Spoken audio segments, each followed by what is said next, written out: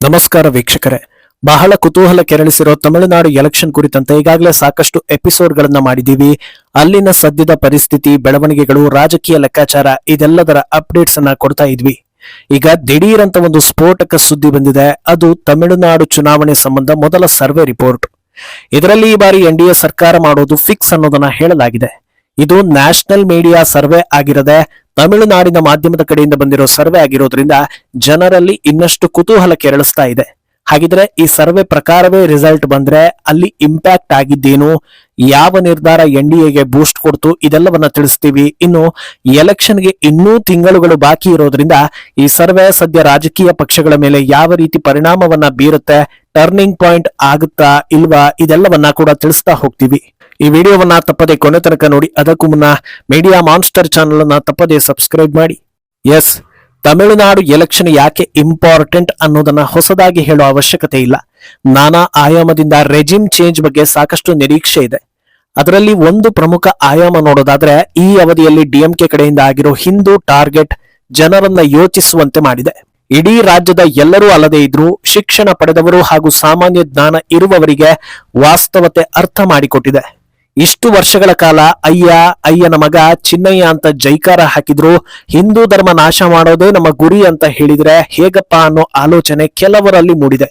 Free ಕೊಟ್ಟಿದ್ದನ್ನ ಬಳಸೋದಕ್ಕಾದ್ರೂ ಜೀವ ಇರ್ಬೇಕಲ್ವಾ, ಇವರು ನಾಶ ಮಾಡ್ತೀವಿ ಅಂತಿದ್ದಾರಲ್ಲ ಅನ್ನೋ ಯೋಚನೆ ಹಲವರಲ್ಲಿ ಬಂದಂತಿದೆ. ಎಷ್ಟು ಜನರಲ್ಲಿ ಇದು ಅರಿವು ಮೂಡಿಸಿದೆ ಅನ್ನೋದನ್ನ ಈ ಸರ್ವೆ ಹೇಳಿರುವಂತೆ ಕಾಣಿಸ್ತಾ ಇದೆ.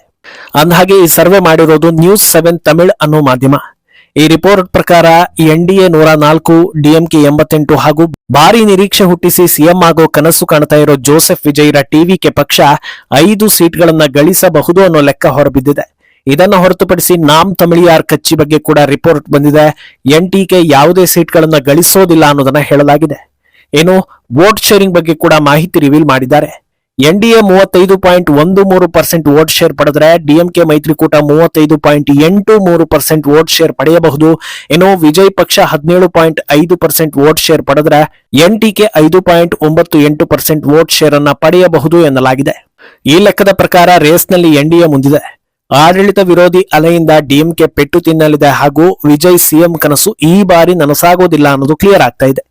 ಆದ್ರೆ ಇದೇ ಸರ್ವೆಯಲ್ಲಿ ಬಹಳ ಮುಖ್ಯವಾಗಿ ಗಮನಿಸಲೇಬೇಕಾದ ಇನ್ನೂ ಒಂದಷ್ಟು ಅಂಶಗಳಿವೆ. ಅದರಲ್ಲಿ ಮೊದಲನೆಯದು, ಎನ್ಡಿಎ ಮುಂದಿದ್ರೂ ಕಂಪ್ಲೀಟ್ ಬಹುಮತ ಸಿಗೋ ಬಗ್ಗೆ ಈ ಸರ್ವೆ ಹೇಳಿಲ್ಲ. 234 ಸೀಟ್ ಇರೋ ತಮಿಳುನಾಡಿನಲ್ಲಿ ಅಧಿಕಾರಕ್ಕೆ ಬರಬೇಕು ಅಂದ್ರೆ 118 ಸೀಟ್ ಗೆಲ್ಲಬೇಕು. 104ರವರೆಗೆ ಎನ್ಡಿಎ ಬಂದ್ರು ಇನ್ನೂ 14 ಸೀಟ್ ಅವಶ್ಯಕತೆ ಇರುತ್ತೆ. ಇನ್ನೊಂದು ದಿಕ್ಕಲ್ಲಿ ಡಿಎಂಕೆ ಒಕ್ಕೂಟಕ್ಕೆ ಚಾನ್ಸ್ ಇದೆಯಾ ಅಂತ ನೋಡಿದ್ರೆ ಸುಲಭ ಇಲ್ಲ, ಸಾಕಷ್ಟು ಸೀಟ್ ಬೇಕು ಅನ್ನೋದು ಕಾಣಿಸುತ್ತೆ. ಆದ್ರೆ ಇಂಥ ಸ್ಥಿತಿ ಬಂದಾಗ್ಲೂ ಎನ್ಡಿಎಗೆ ಅವಕಾಶ ಇದೆ ಅನ್ನೋದನ್ನ ಹೇಳ್ಬೋದು. ಯಾಕಂದ್ರೆ ಎನ್ಡಿಎ ಬಳಗಕ್ಕೆ ಸೇರಿರುವ ಎಲ್ಲಾ ಪಕ್ಷಗಳ ಏಕೈಕ ಉದ್ದೇಶ ಡಿಎಂಕೆಯನ್ನ ಸೋಲಿಸೋದು. ಅದರಿಂದ ಅವರಲ್ಲಿ ವಿರುದ್ಧ ದಿಕ್ಕಿಗೆ ಹೋಗುವವರ ಸಂಖ್ಯೆ ಕಡಿಮೆ. ಆದ್ರೆ ಡಿಎಂಕೆ ಜೊತೆ ಸ್ಪರ್ಧಿಸಿ ಗೆಲ್ಲೋ ಚಿಕ್ಕ ಪುಟ್ಟ ಪಕ್ಷಗಳು ಹಾಗೂ ಪ್ರತ್ಯೇಕ ಅಭ್ಯರ್ಥಿಗಳು ಜಂಪ್ ಹೊಡೆಯೋ ಸಾಧ್ಯತೆ ಇರುತ್ತೆ. ಅದರಿಂದ ಎನ್ಡಿಎಗೆ ಈ ಸರ್ವೆ ಗುಡ್ ನ್ಯೂಸ್ ಆಗ್ತಾ ಇದೆ. ಇನ್ನು ಇದರಲ್ಲಿ ಗಮನಿಸಬೇಕಾಗಿರೋ ಇನ್ನೊಂದಷ್ಟು ವಿಷಯಗಳು ಅಂದ್ರೆ ವೋಟ್ ಶೇರ್. ಎನ್ಡಿಎ ಹಾಗೂ ಡಿಎಂಕೆ ನಡುವೆ ಸೀಟ್ಗಳ ಲೆಕ್ಕದಲ್ಲಿ 16 ಸೀಟ್ ವ್ಯತ್ಯಾಸ ಇದ್ರೂ ವೋಟ್ ಶೇರ್ ನಲ್ಲಿ ಡಿಎಂಕೆ ಒಕ್ಕೂಟ ಮುಂದಿದೆ. ಸಾಕಷ್ಟು ಕ್ಷೇತ್ರಗಳಲ್ಲಿ ಎನ್ಡಿಎ ಮೈತ್ರಿ ಪಕ್ಷಗಳು ಬಹಳ ಕಡಿಮೆ ಅಂತರದಲ್ಲಿ ಗೆಲ್ಲಲಿವೆ ಅನ್ನೋದನ್ನ ಇದು ತೋರಿಸ್ತಾ ಇದೆ.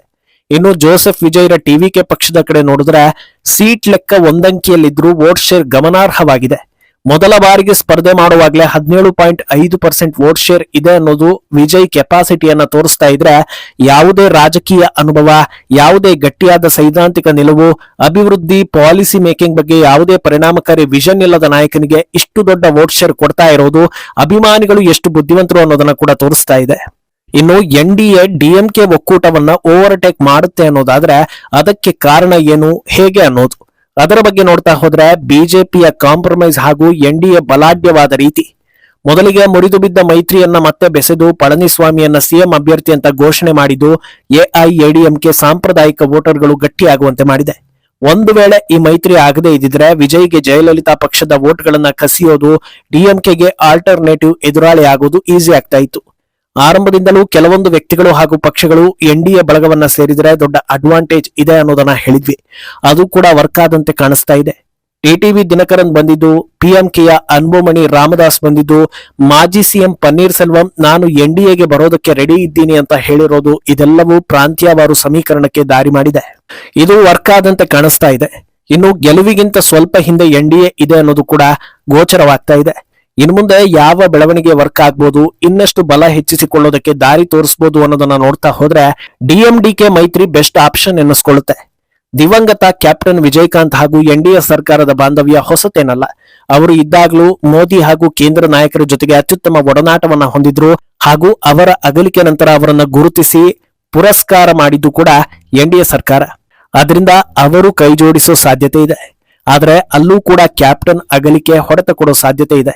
ಸದ್ಯ ಅವರ ಮಕ್ಕಳು ಹಾಗೂ ಪತ್ನಿ ಪಕ್ಷವನ್ನ ಟೇಕ್ ಓವರ್ ಮಾಡಿದ್ದಾರೆ. ಕ್ಯಾಪ್ಟನ್ ಮೇಲಿನ ಅಭಿಮಾನ ಒಂದು ಹಂತದವರೆಗೆ ವರ್ಕ್ ಆಗುತ್ತೆ, ಆದ್ರೆ ಮ್ಯಾಜಿಕ್ ಮಾಡುವಷ್ಟು ವರ್ಕ್ ಆಗುತ್ತಾ ಇಲ್ವಾ ಅನ್ನೋದು ಕೂಡ ಎಲ್ಲರಲ್ಲೂ ಕಾಡ್ತಾ ಇರೋ ಪ್ರಶ್ನೆ. ಆದ್ರೆ ಇಲ್ಲಿ ಡಿಎಂಕೆ ಕಡೆಗೆ ನೋಡಿದ್ರು ಅಚ್ಚರಿ ಆಗುತ್ತೆ. ಯಾಕಂದ್ರೆ ದ್ರಾವಿಡ ಅನ್ನೋ ಕಾನ್ಸೆಪ್ಟ್ ಅಥವಾ ಡಿಎಂಕೆ ಪಕ್ಷ ಇರೋದೇ ಹಿಂದೂಗಳನ್ನ ಟಾರ್ಗೆಟ್ ಮಾಡೋದಕ್ಕೆ, ಓಲೈಕೆ ಮಾಡೋದಕ್ಕೆ, ಕುಟುಂಬ ರಾಜಕೀಯವನ್ನ ಮುಂದುವರಿಸಿಕೊಂಡು ಹೋಗೋದಕ್ಕೆ ಅನ್ನೋ ಮಾತಿಗೆ ಈ ಅವಧಿಯಲ್ಲಿ ಸಾಕಷ್ಟು ಸಾಕ್ಷಿಗಳು ಸಿಕ್ಕಿದ್ವು. ಆಡಳಿತ ವಿರೋಧಿ ಅಲೆ ಹಿಂದೆಂದಿಗಿಂತ ದೊಡ್ಡ ಮಟ್ಟದಲ್ಲಿದೆ ಅನ್ನೋ ವಾತಾವರಣ ಸೃಷ್ಟಿಯಾಗಿತ್ತು. ಇಷ್ಟಾದ್ರೂ ಕೂಡ ಡಿಎಂಕೆ ಹೀನಾಯವಾಗಿ ಸೋಲುತ್ತೆ ಅನ್ನೋ ರೀತಿಯ ರಿಸಲ್ಟ್ ಸರ್ವೆಯಲ್ಲಿ ತೋರಿಸಿಲ್ಲ. ಡಿಎಂಕೆ ಒಕ್ಕೂಟಕ್ಕೆ ಫಿಕ್ಸ್ಡ್ ವೋಟರ್ಸ್ ಇದ್ದಾರೆ. ಬರೀ ಹೇಳಿಕೆ ಅಲ್ಲ, ಸನಾತನ ಧರ್ಮವನ್ನ ನಾಶ ಮಾಡೋದಕ್ಕೆ ಇನ್ನೂ 100 ರೀತಿಯ ದಾರಿ ಹುಡುಕಿದ್ರು ಡಿಎಂಕೆಗೆ ದೊಡ್ಡ ಮಟ್ಟದಲ್ಲಿ ಎಫೆಕ್ಟ್ ಆಗೋದಿಲ್ಲ. ಒಂದಷ್ಟು ಜನರು ಹೋಗ್ಬೋದು ಅಷ್ಟೇ, ಆದ್ರೆ ಉಳಿದವರು ಹಾಗೆ ಬೆನ್ನಿಗೆ ನಿಲ್ತಾರೆ ಅನ್ನೋದು ಇಲ್ಲಿ ಕ್ಲಿಯರ್ ಆಗ್ತಾ ಇದೆ. ಅದು ಅಲ್ಲದೆ ಇಷ್ಟು ವರ್ಷಗಳ ಕಾಲ ಡಿಎಂಕೆ ಸತತವಾಗಿ 2ನೇ ಬಾರಿ ಅಧಿಕಾರಕ್ಕೆ ಬಂದ ಇತಿಹಾಸ ಇಲ್ಲ. ಈ ಬಾರಿಯೂ ಅದು ಸಾಧ್ಯವಿಲ್ಲ ಅನ್ನೋದನ್ನ ಸರ್ವೆ ಹೇಳಿದ್ರು. ಪ್ರಯತ್ನ ಪಟ್ಟರೆ ಸಾಧ್ಯ ಇದೆ ಅನ್ನೋದರ ಹಿಂಟ್ ಕೂಡ ಕೊಟ್ಟಂತಿದೆ. ಇನ್ನು ಈ ಸರ್ವೆಯಿಂದ ತಮಿಳುನಾಡಿನ ಪ್ರಸ್ತುತ ವಾತಾವರಣಕ್ಕೆ ಹೇಗೆ ಎಫೆಕ್ಟ್ ಆಗುತ್ತೆ ಅನ್ನೋದು ಕೂಡ ಮುಖ್ಯ ವಿಚಾರ. ರೇಸ್ನಲ್ಲಿ ಎನ್ಡಿಎ ಮುಂದಿದೆ ಅನ್ನೋದು ಬಿಜೆಪಿ ಮೈತ್ರಿಕೂಟಕ್ಕೆ ಬಹುದೊಡ್ಡ ಪ್ಲಸ್ ಪಾಯಿಂಟ್. ಯಾಕಂದ್ರೆ ಜನರಿಗೆ ಈ ಬಾರಿ ಇಂಥವರು ಗೆಲ್ಬೋದೇನೋ ಅನ್ನೋ ವಿಶ್ವಾಸವನ್ನ ಸರ್ವೆ ಕೊಡುತ್ತೆ. ಹೀಗಿರುವಾಗ ಇನ್ನೊಂದು ದಿಕ್ಕಲ್ಲಿ ಸೋಲುವವರನ್ನ ಯಾಕೆ ಬೆಂಬಲಿಸಬೇಕು ಅನ್ನೋ ರೀತಿ ಹಲವು ನ್ಯೂಟ್ರಲ್ ವೋಟರ್ಗಳು ಯೋಚಿಸ್ತಾರೆ. ಡಿಎಂಕೆ ಕಡೆ ನೋಡಿದ್ರೆ ಯಾವ ಲೆವೆಲ್ಗೆ ಹಿಂದಕ್ಕೆ ಉಳಿದಿದ್ದೀವಿ ಅನ್ನೋದರ ಸಿಗ್ನಲ್ ಸಿಕ್ಕಿದೆ. ಅದನ್ನ ಹೇಗೆ ರಿಕವರ್ ಮಾಡಬಹುದು, ಎಲ್ಲಿ ಹೊಡೆತ ಬೀಳ್ಬೋದು ಅನ್ನೋದನ್ನ ಮನವರಿಕೆ ಮಾಡ್ಕೊಳ್ಳೋದಕ್ಕೆ ಅವಕಾಶ ಕೊಟ್ಟಂತಾಗಿದೆ. ಸದ್ಯ ಅಧಿಕಾರ ಅವರ ಕೈಯಲ್ಲೇ ಇರೋದ್ರಿಂದ ಪಕ್ಷವನ್ನ ಬಲಪಡಿಸುವುದಕ್ಕೆ ಅವಕಾಶ ಇದೆ ಅನ್ನೋದು ವಾಸ್ತವ. ಇನ್ನು ಚಿಕ್ಕ ಪುಟ್ಟ ಪಕ್ಷಗಳ ಕಡೆ ನೋಡಿದ್ರೆ ಇನ್ನೂ ಯಾರ ಬಳಗ ಸೇರ್ಬೇಕು ಅನ್ನೋ ಕನ್ಫ್ಯೂಷನ್ ನಲ್ಲಿ ಇರುವವರಿಗೆ ಸರಿಯಾದ ನಿರ್ಧಾರ ತೆಗೆದುಕೊಳ್ಳೋದಕ್ಕೆ ಅವಕಾಶ ಕೊಟ್ಟಂತಾಗಿದೆ.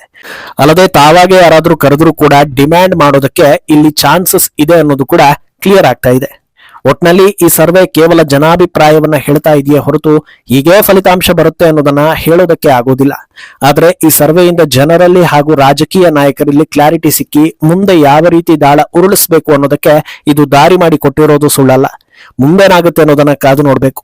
ಈ ಬಗ್ಗೆ ನಿಮ್ಮ ಅಭಿಪ್ರಾಯವನ್ನ ತಪ್ಪದೆ ಕಮೆಂಟ್ ಮೂಲಕ ತಿಳಿಸಿ.